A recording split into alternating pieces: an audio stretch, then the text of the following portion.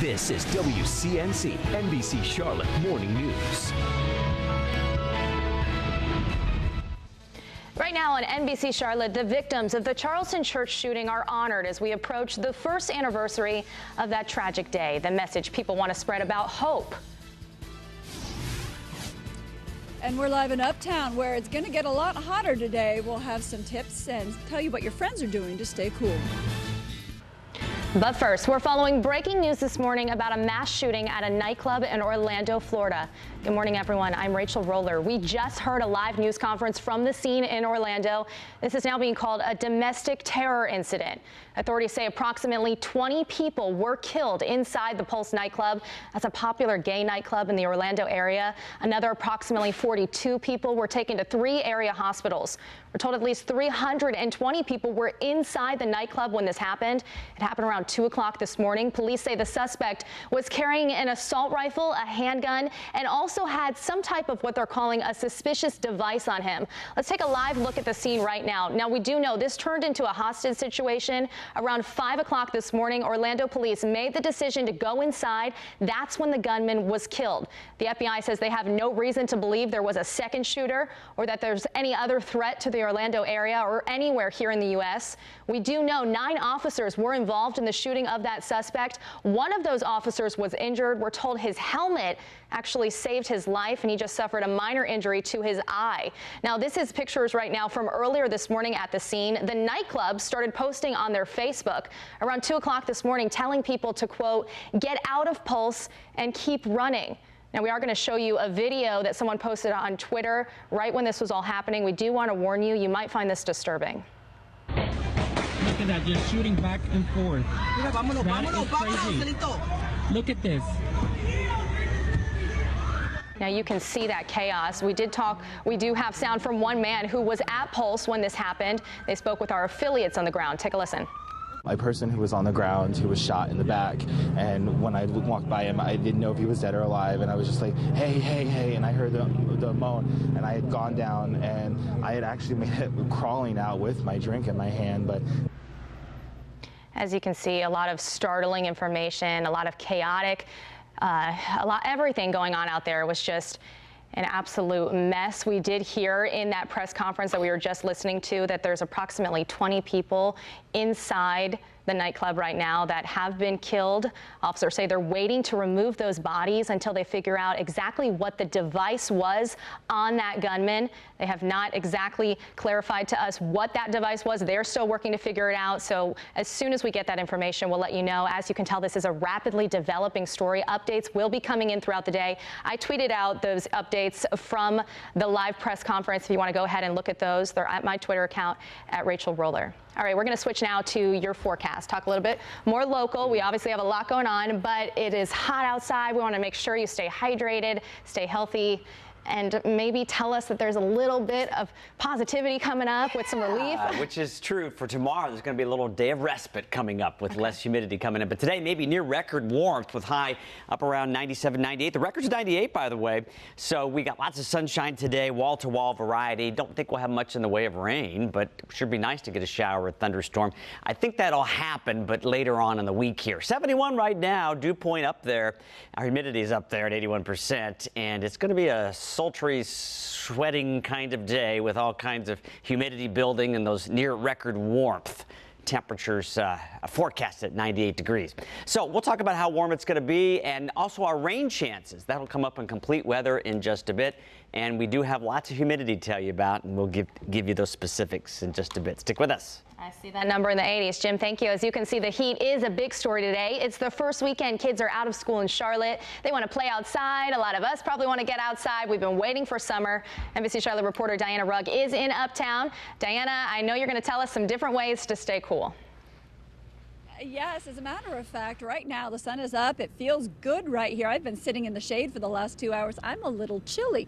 So if you want to go out, go for a run some errands, right now is probably a good time to do it because later it's going to be getting a lot warmer. Now, summer is very definitely here. You'll know it today when you're looking for things to do, especially if you have kids who are enjoying their first weekend out of school, like mine are. Parks and playgrounds are probably your first choice. We talked to some moms about how they plan to keep everyone cool, and of course, they had some sensible mom advice. We just really put on a lot of sunscreen, try to stay in the shade, lots and lots of water. We never go anywhere without our water bottles.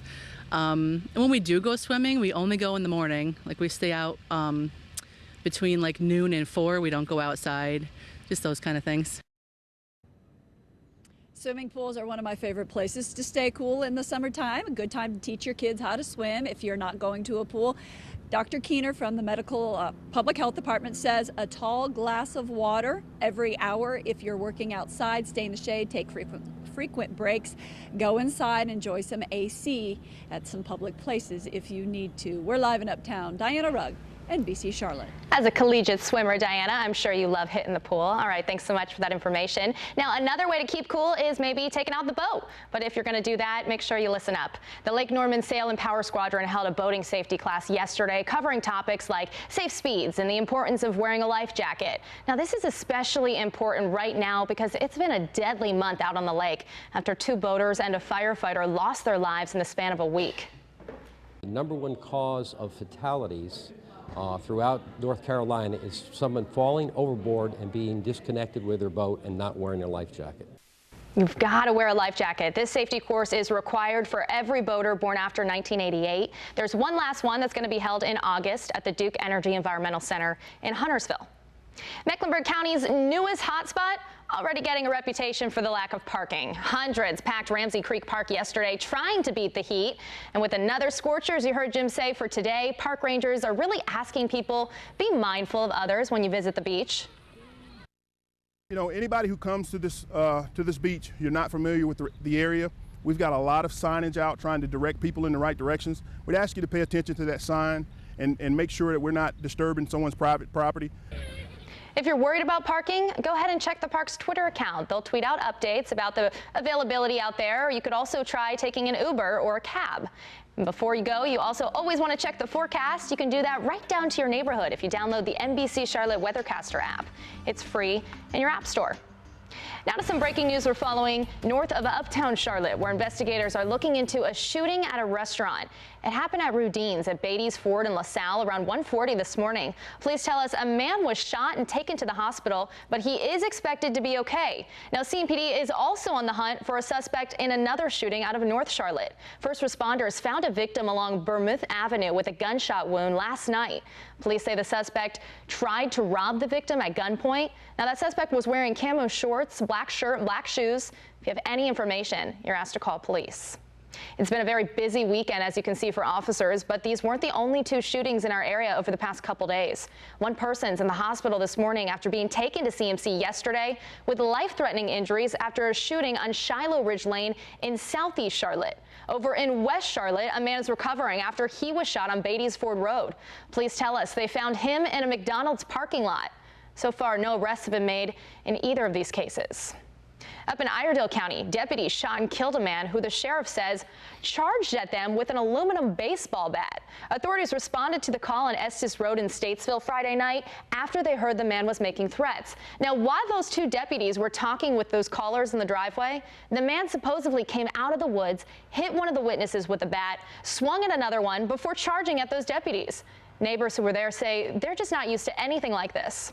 It's usually really quiet, but you know, there are times when something goes on, but it's usually pretty quiet. It's sad, and I'm just praying for the family.